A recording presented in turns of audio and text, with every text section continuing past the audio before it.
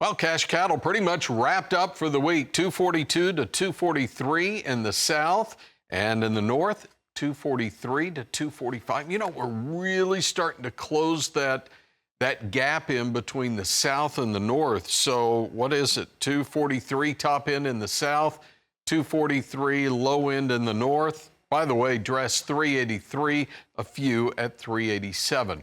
Markets yesterday were lower across the board for live cattle, down $1.35 at 236.97, and the December contract trailing as well. The feeders, we were lower across the board. Deepest losses actually out in the March contract, but front month September, 359.92 down 215. But gains again in the hogs, higher 9 out of the last 10 sessions.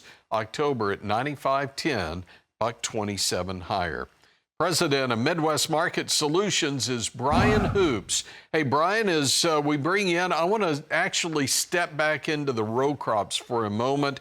We've got a lot of things happening. We have export sales. We had flash sales, too.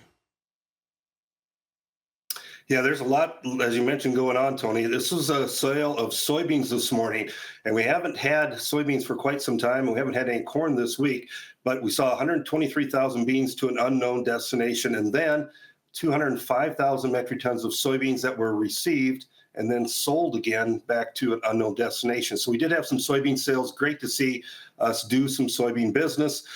Export sales, we were still rolling from that old crop marking year over into the new crop marking year. So wheat was a real disappointment, only 11.5 million bushels. The new crop corn was outstanding. We're about 83 million bushels. Our old crop was a negative 11 million. That was a marking year lows. We rolled a lot of those sales over to the new crop, and soybeans, just a very small old crop sale with new crop at 30.1. So soybean business is very strong as well. We had StoneX coming out yesterday, and they came in with slightly smaller yields compared to the USDA numbers that was forecast in August. So a week from today, we have the new USDA supply and demand report.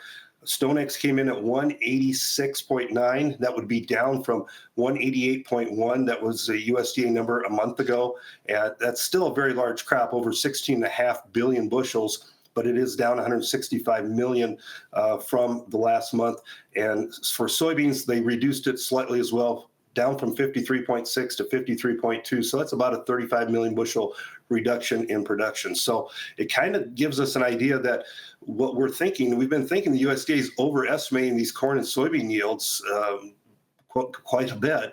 And then StoneX is kind of confirming that idea that maybe the USDA has overestimated these yields and they will start coming down. So big crop's not going to get bigger. Big crop's going to get a little bit smaller here, but still be a very large crop.